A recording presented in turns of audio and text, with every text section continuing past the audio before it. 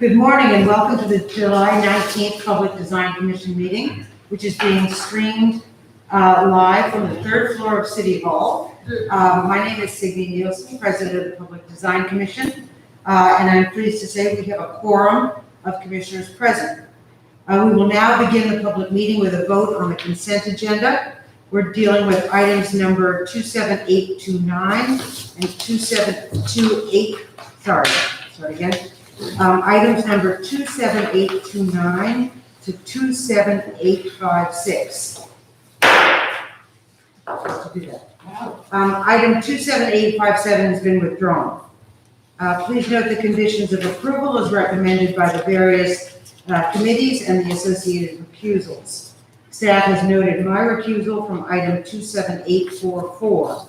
Are there any other recusals that are not noted? No, let the record show there are no further recusals. Will someone make a motion to approve the consent agenda? So moved. Thank you. Do we have a second? Second. Thank you. All in favor, please raise your right hand. Meryl.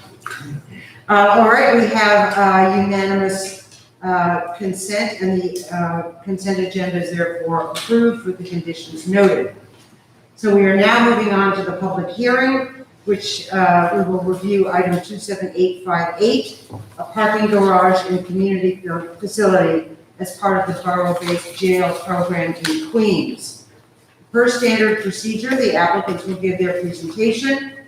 Then we will hear public testimony, whether it's in person or remotely, and then the commission will ask questions, deliberate, and vote. So with that, please begin. And I should also ask, has anyone signed up to testify? Not yet. Okay. Thank you. Good morning, my name is Rebecca Buck. I'm the Associate Commissioner for the Borough-Based Jails Program for the Department of Design and Construction. I'm here this morning just to introduce this project as the first of 12 different projects that are part of the Borough-Based Jails Program to remove people from Rikers Island, Rikers Island, and move into a new era of justice in New York. So the first step here is for you to give your approval of the plan, and we will continue to work with you as the program continues to make sure that your concerns are addressed and that we are providing excellent architecture for the city of New York. And I'd like to present. Just one second. Have you chosen an architect yet? Scott Marvel is from Marvel Architects, is the architect for the garage. The other architects have not yet been chosen. Thank you. I didn't mean to cut you off. Oh, no problem. And so I'd like to introduce Scott Drummond from Marvel Architects to present. Joshua Rankel is also here with Mr. Roberts. He's Sorry, actually. Rob. No, that's okay, that's okay. I'm just. I didn't notice you behind that mask. We're the design builder, Hunter Roberts. I'm representing Hunter Roberts and the project manager for the garage. As Rebecca said, we've listened to the comments, we've responded thoughtfully. And so I'm excited to have my colleague Scott Drummond from Marvel to present them to you today. Great, thank you, Josh. Again, my name is Scott Drummond with Marvel Architects. I'm taking you through the presentation this morning. Good morning to all of you. It's good to see you all in person for the first time. We do have a very robust presentation for you today. Comprehensive for the project as a whole. Many of the core materials that are in the slides can be seen. You've been seeing them previously, and we showed a lot of these in similar format in the April presentation. I'm going to go through these fairly rapidly as I can, because I know we have a limited time span. So forgive me if you feel like I'm clicking through too quickly, but I do just want to do a broad overview for anybody who might be reading to the presentations or to the project.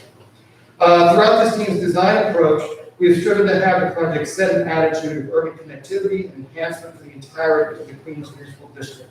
The recent completion of the Helen Marshall Cultural Center, the activity of Queens Boulevard, and a meaningful pedestrian passageway, and a bridge that connects Hilton and the Expressway. All of these are key elements, equal importance to Borough Hall, which faces onto the main avenue, and also the Queens Criminal Court as well, which faces onto two streets and onto the highway. Today, the eastern portion of the site has a high retaining wall which runs along 132nd Street and Union Turnpike. Coming to 126th Street, you can see that the street begins to open up, and there's a more open connection to the parkland space and to the sky. On 126th Street, that feeling of openness continues, and there's visibility to the sky with numerous mature trees in the area, which is directly across from our site. This is really a big opportunity we see to grasp upon for the project and for future work in the area. These spaces are created for both buildings and landscape elements that create urban texture that connects the space as a whole. The existing site is seen from the pedestrian bridge, so I'm going to step forward and remind. The existing site is seen from the pedestrian bridge, the unique service parking lot. It's a lush space with a lot of plantings that are integrated into the lot and into the across the entirety of the site. And for this project, on the right-hand side is this entire block is the existing site. The existing parking lot will remain, and the project site is at the north end of the existing parking lot. The building that we're proposing is broken into two pieces: the parking garage itself, which is the larger mass, and the community space, which is the lower mass. There are two structures, separate and identifiable from one another, and have two distinct framing systems, each isolated in structure and also does not transmit noise and vibration and such from the parking garage into the community space. Part of the concept is to connect with the district. Pedestrian flow is drawn into and across the site, activating the pass-through that exists between the parking garage and the existing service lot, also the future development. And the proposal also incorporates landscape and natural elements into the space and onto the building itself. When combined with the site circulation, visual orientation markers are created across the project. These emphasize active design of the sculpted outdoor areas, bringing together multiple movement paths with overlaps with experience. Sorry if I'm blocking your view. Scott, if you can speak a little louder and a tiny bit slower, Okay, only because the live stream is. it's a little jumpy. Got it. Also integrated into the project is an overhead photovoltaic trellis on top of the project, creating another visual marker. The proposal for the project is, of course, the parking garage itself, and this project is converting the existing surface parking lot into a smaller facility, occupying about half of the existing site. The existing plan is a complete surface parking lot, which will be reduced in size to accommodate the new facility. I should note that the light gray area in between the proposed project in yellow here and the darker gray surface parking lot is actually not a part of this project for execution in final realization. That will be built out as a future development as part of future work surrounding the Queen site. Circulation for the facility is broken into two pieces. The vehicles enter two distinct locations, which were actually defined by the Mueller document on 126th Street and 132nd Street, and pedestrians enter the facility at different locations on the southwest corner of the site, coming in through the buffer off 126th Street and the sidewalk that's there. In the future, as the 30-foot buffer is built out, more robust connections can be made across the site and through the 30-foot buffer that extends from 132nd Street to 126th Street. In terms of circulation within the garage itself, of course, there are two entries coming in at 126th Street. Vehicles can enter through, circulate through the garage, park, and then exit out onto the ground level or to the 30-foot buffer. Also, entry is possible on 132nd Street, again, circulating up through the garage, and that same exit path is possible at multiple locations, either at grade to the 30-foot buffer, exiting at the second floor, and connecting to community space at the second level as well. For the configuration of the tenant space and tenant demising, there is no tenant that's selected yet for community space. That is to be determined. What we have been considering in the project is how this space might be demised either for a single tenant or for multiple tenants. That's part of the strategy of having two levels for the community space, and also the location, the core of the building, was located at this location is a white area in between the yellow, the ochre, or the blue areas. In a single tenant configuration, one tenant, of course, occupies both levels of the space and will take over the staircase, the elevator connecting between the two levels. In the case of the two tenants in the shared lobby, tenant one would be on the ground floor, tenant two would be on the second floor, of course, and a shared lobby condition is possible, entering off the plaza space and accessing the elevator and the stairs. In any of these conditions, we would see the tenants actually would fit out of restroom, the kitchen space, et cetera, to suit their needs at the core.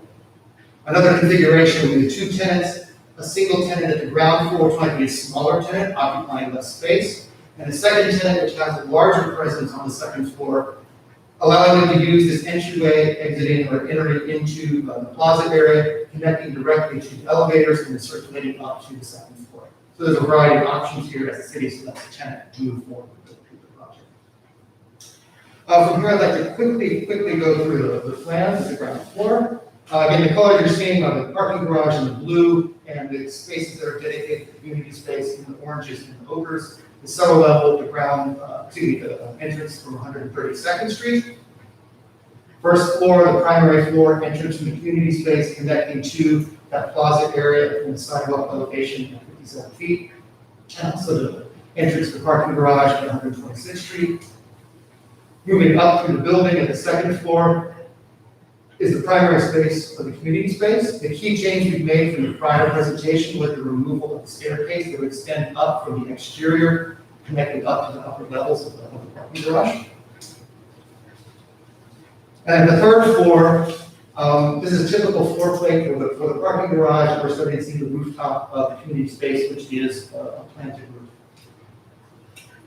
Typical floor plate for the parking garage itself, and the roof photovoltaic array on top of the building, which we're working with the installer who is sized out to be 100 kilowatts in terms of size and capacity.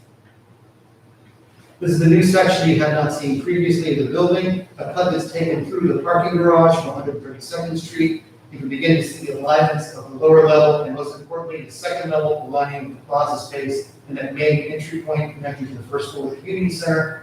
Second level of the parking garage also connects to the second level of the community center and the outdoor chair space. And the parking garage continues up with its levels. A section looking through the opposite way, which we had seen previously, cut from 132nd Street and lower to the higher 126th Street, and the relationship with floor plates. And a section through the community space and those two stacked and offset floor plates with an entrance from 126th Street slipping underneath the building, and the relationship of community space to the plaza area. And a cross section through the entirety of the garage with the slope decks, which are typical.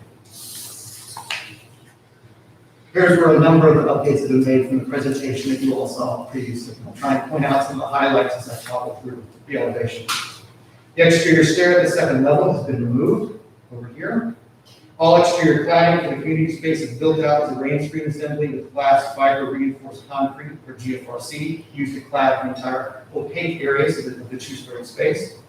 Window openings, slab edge coverings, and parapet pegs have all been adjusted, enhancing daylight openings, while remaining underneath the overall glazing percentage thresholds that are required for code and energy performance. At the north facade, the texturing of panels has been removed, and that's typical for the GFRC at all locations.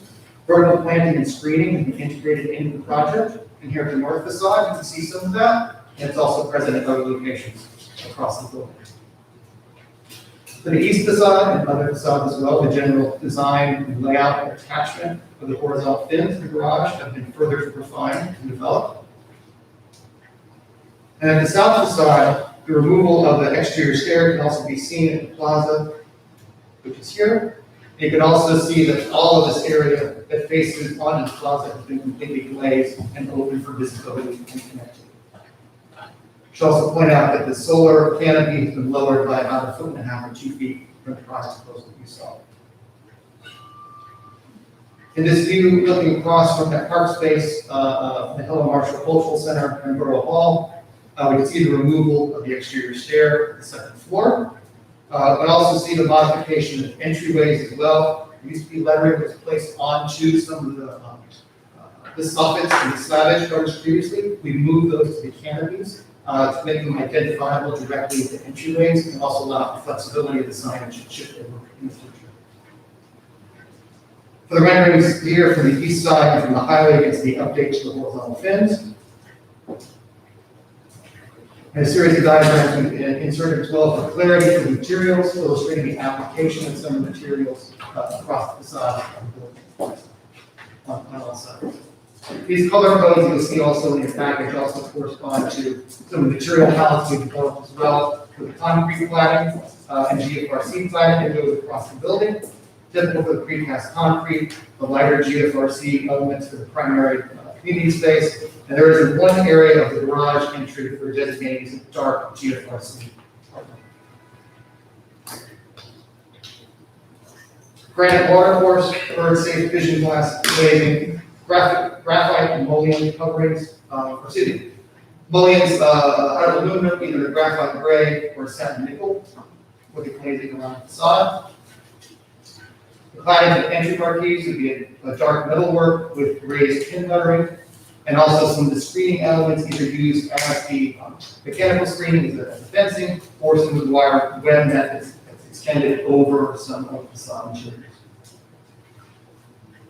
Other materials for the railings, painted steel railings, the horizontal aluminum fins, metal louvers, which are colored, dark colored as well, and also some of the screen that's used for fencing at the lower level of the building for security purposes and to be able to close the building at night or during off hours. You saw in the rendering some of the photovoltaic trellis has been developed further as a galvanized metal support structure carrying a photovoltaic array at the top end. Some of the facade details for the cladding of the building. Again, this GFRC element is a rain screen element as well. We've modified that from the prior design, where it's precast panels. Insulation is extended beyond that, or behind that in terms of the assembly. And some of the attachment details as well for that GFRC and for the framing that's behind it as it connects that grade. We're showing either GFRC panel or the stone panel extending down the floor and the transition up to the parapet level here with the planking behind and the railing in front. Other specific elements as well for the transition details at slab edges and also the top of the railing. Another detail and specifics of the cladding materials as it works at the terrace level. You can see the interface of the glazing, transitions to planting above, and the interface down below with the planting area and seating bench as well. For the metal fins, we've been working with a couple of different fabricators to maybe provide this material. We've developed this further in terms of attachment details. The profile has not changed from what you saw previously, that kind of 30, 60, 90 triangle that supported our framework. We have changed some of the distribution. And also a detail through the marquees, the entryways. These are designed to capture rainwater. They're not shedding out to the edges as well, so they do provide some cover over the entryways. And also, more importantly, they're providing identification for the sign that's placed on the face of those, so it can be adapted for the future tenants to move into those spaces. A view of the rendering of the plaza, we can see a lot of the elements in detail. Again, the removal of the staircase, that lighter GFRC that you see extending across the community space as well, and that one image on the right-hand side that has a dark element identifying the entry into the parking space. This detailed view is showing the reconfiguration of the plaza and the terrace. I'll start at the plaza level down below. This planter has been reconfigured slightly to widen it to allow for adequate plantings at that location, and also integrating bench seating here at the lower level, here and here at the lower level. We've also integrated bench seating on the planters that are going around the terrace as well at the lower level. So the lower level here, staircase coming up from the parking garage and across the terrace. Again, one large open space that's there. And a view of that same space at the second floor terrace, looking back toward the parking garage and the connection to that second level parking garage. Again, it's open space, open to the public. Anyone can walk up to that space and go in that door at the second level and access that tenant, either individual tenant or parking garage. Lots of flexibility possible with the building. In terms of landscape and planting material palette, a variety of materials that are provided here in terms of hardscape and softscape, and also we've integrated seating into the project as well. The intent is to have a diverse planting plan overall. that's also performance enhanced, allowing for collection of rainwater and such infiltration that's used for rainwater harvesting and irrigation at the site. The hardscape across the facility, using a unique standard New York City DOT paving pattern around the perimeter of the site, the sidewalks and walkways. There's concrete unit papers that are proposed at the terrace level and at the roofscape. And a plan diagram illustrating some of the application of materials across the entirety of the site, both hardscape and southtscape elements. The planting plan for at-grade vegetation, again, a variety of plantings that are possible at these locations, trying to pick up on the existing plantings that are there at that surface parking lot with natives and lush species that are available. Also at the rooftop in garden space, that's a perennial wildflower, pollinator friendly, and foraging habitat that's possible at the roofscape. We have a variety of planting materials and soil depths that are happening for the plantings around the facility, whether they're at grade, tend to be the deeper locations in the dark gray, over 30 inches. Some of the raised planting beds that are incorporated around the perimeter roof typically have about 30 inches, and less than that for the seeding material, which is the light green, which is about 4 to 6 inches in terms of that. We've also provided a package with details illustrating the depths and the application of planting material and the planters across the site. Solar conditions as well are illustrated. This is a development prior diagram you've seen for exposure application for the type of plantings that we're using. And also provided in the package is an illustration of the ground floor plantings that are proposed across the site, and then a green roof planting as well. Similar but slightly different materials. The planting zones, we've developed a series of diagrams also that illustrate each of the individual planters and identify where those elements are going, so those are provided in detail in the package. I won't go into these in too much depth now, but each of those is identified with a letter call out that then corresponds to one of the detailed elements of the specific plantings as well. In terms of our sustainability, an update on this slide, we're actually doing a little bit better in terms of our LEED status for the project. We've increased from what we presented previously, 64 points to 73, because we've been able to get into energy evaluation a little bit further. And also the Park Smart certification, that number has gone up as well. I believe previously we had 114, and we're looking at 126. We've delved into the specifics of the project.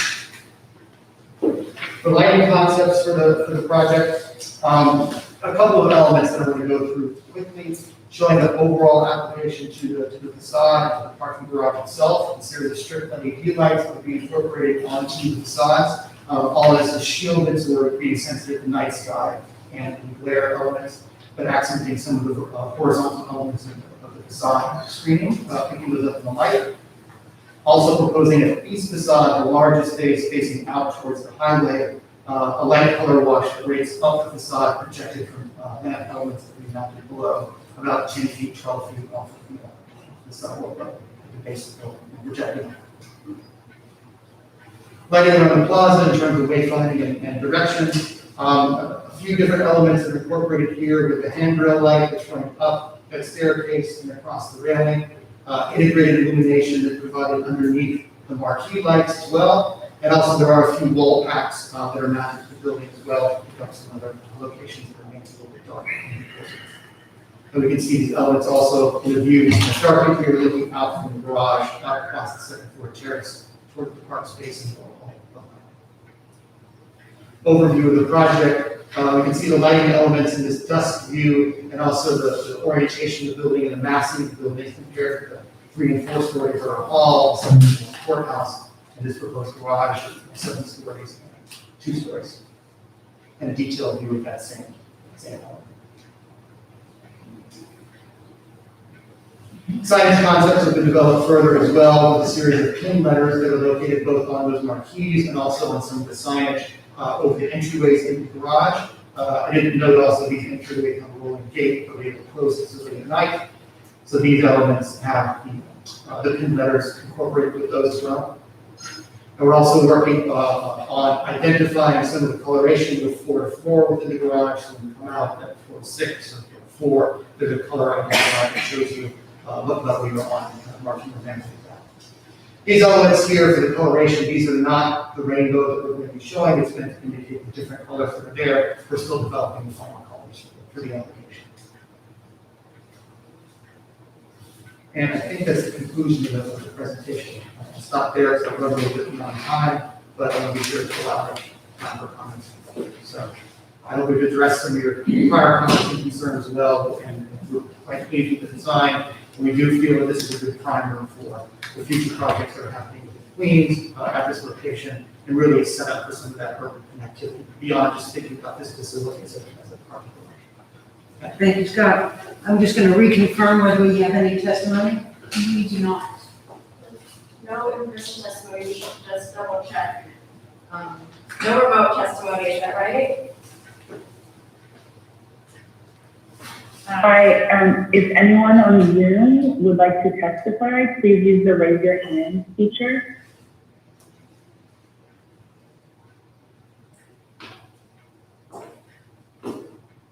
Okay, once again, if anyone who's currently logged on Zoom would like to testify, please use the raise your hand feature.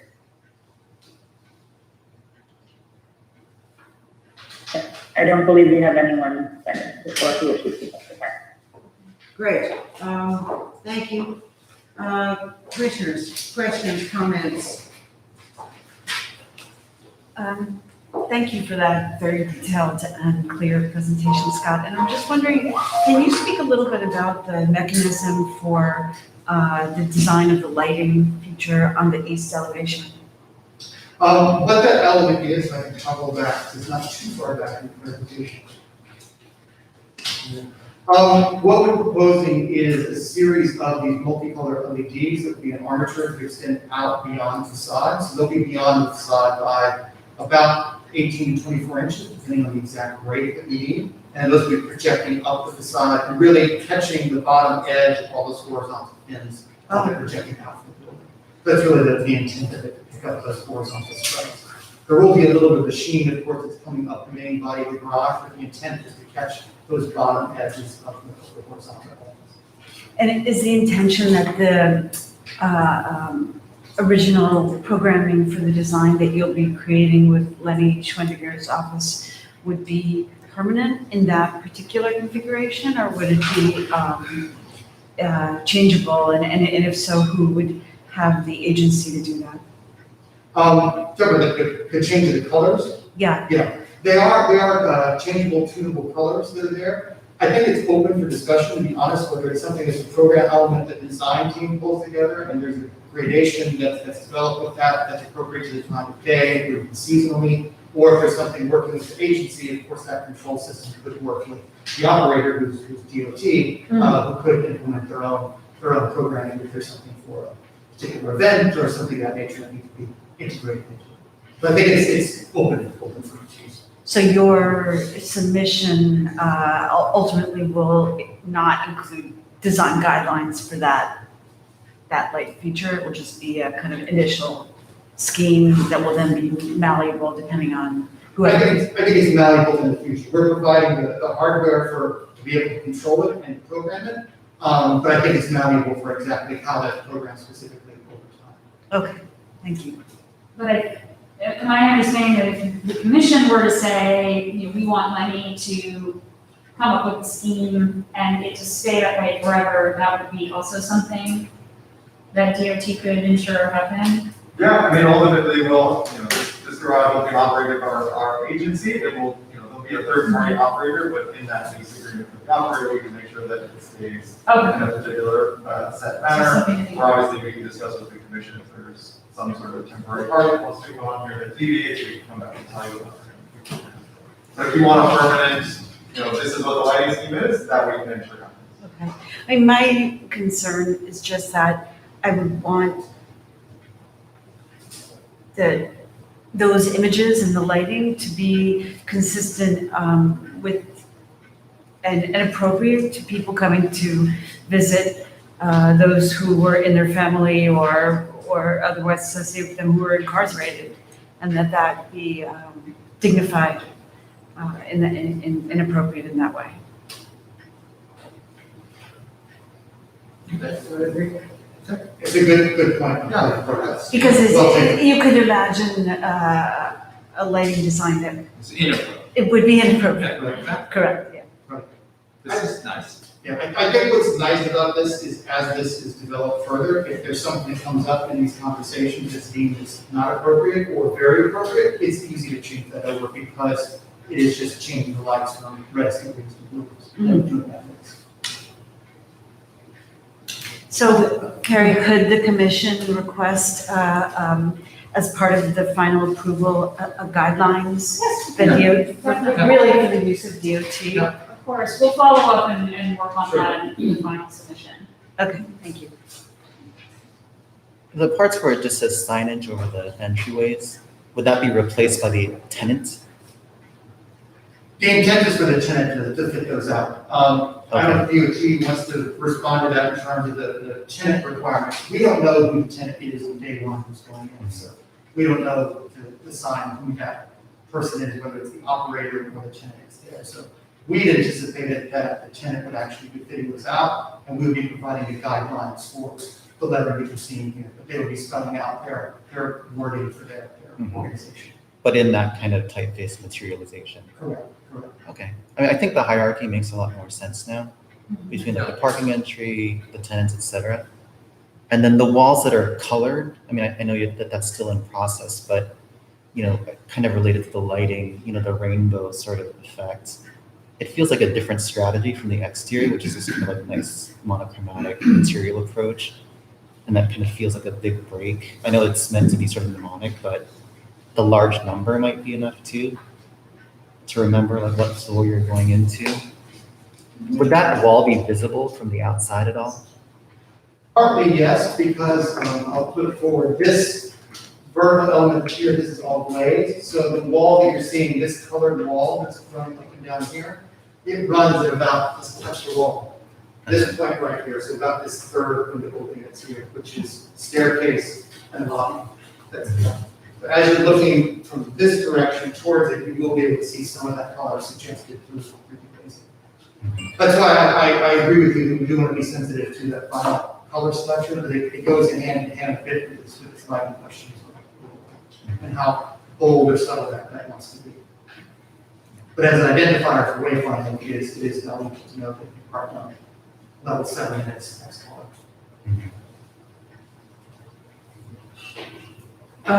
Other questions, comments? I did have a question about the maintenance of the plantingscapes. Is that DOT will be maintaining the plantings? So ultimately, we will, again, DOT will be responsible for, sorry, I'll speak loudly so people on Zoom can see here. And I think we have Carlos actually from our parking unit. So we'll be responsible for the building, ultimately an operator will be responsible for managing the garage. And as part of their responsibility, they will be taking care of the plantings as well.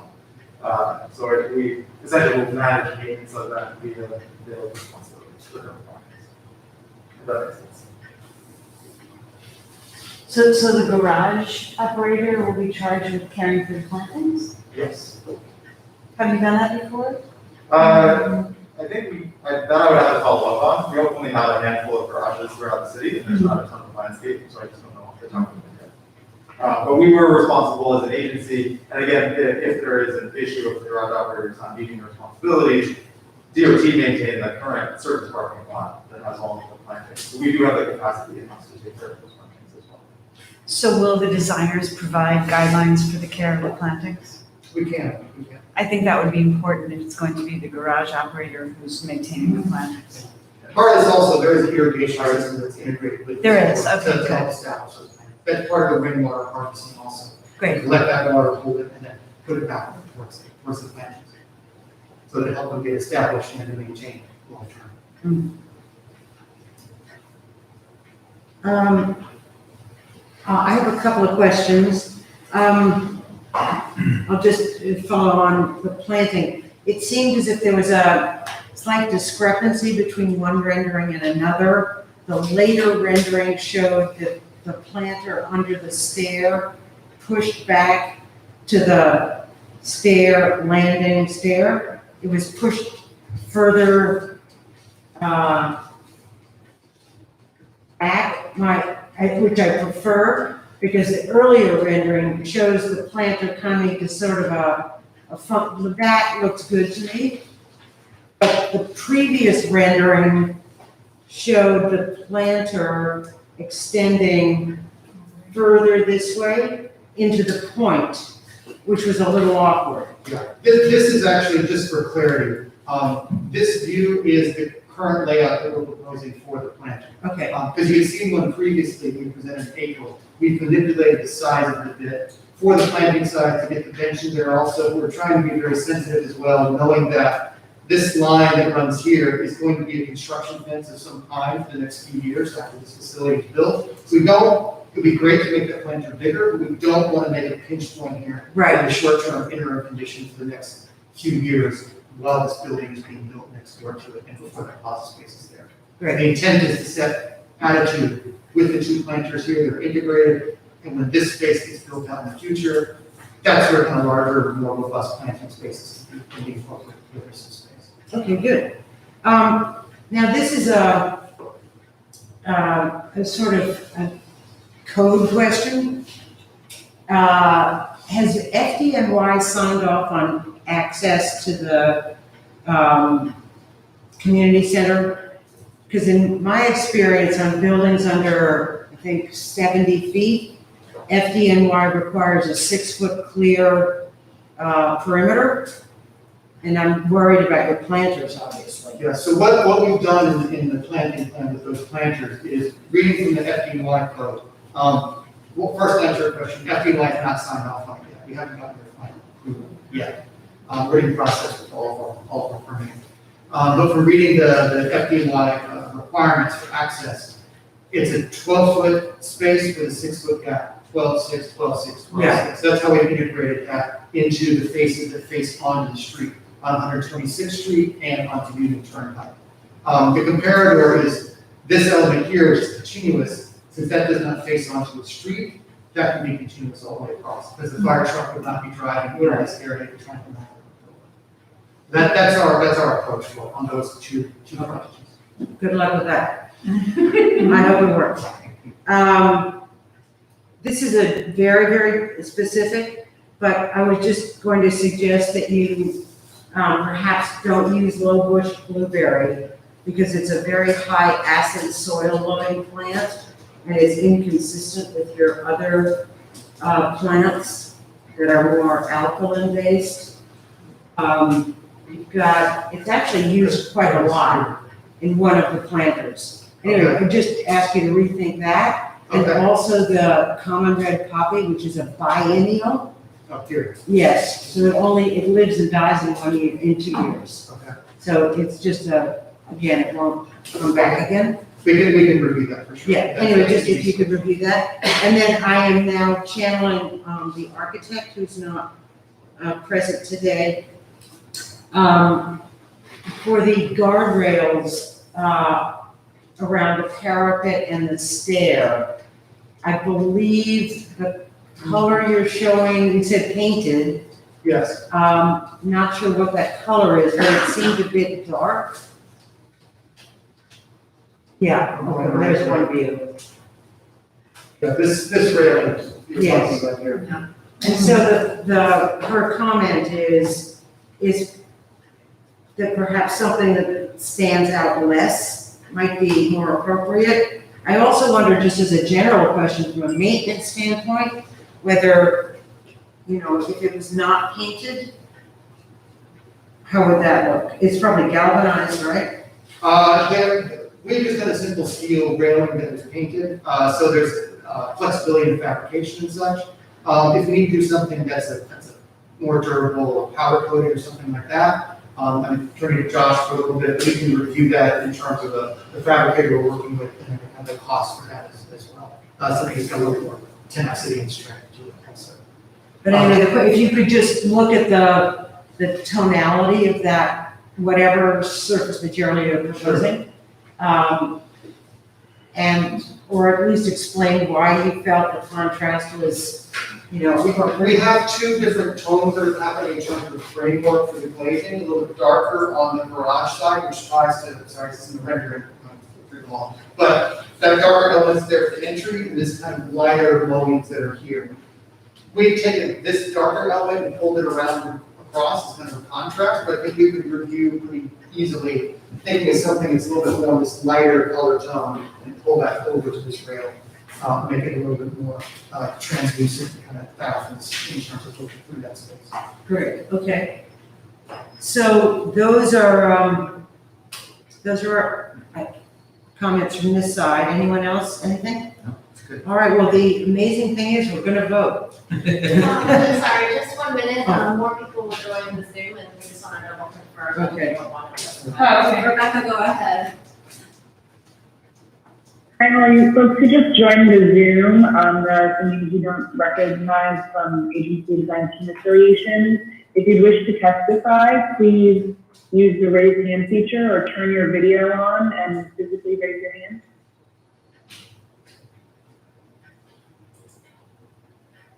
Okay, just double confirming, so that's no one who just joined the Zoom wishes to testify. Okay, great, thank you, I think we are all set. Great. Okay, so just a quick recap of the comments that were made here. One was thinking about lighting guidelines, it would be changeable. Studying the color selection for the stair lobbies. Considering planting maintenance guidelines for the garage operator. Reviewing a couple of plant choices and studying a lighter railing color on the exterior. So, will someone please make a motion to approve? So moved. All right, we have a second? Second. Excellent. All in favor, please raise your right hand. And for those of you not watching this, I'm thrilled to report that we have unanimous approval for the project. Thank you. And with that, the meeting is adjourned.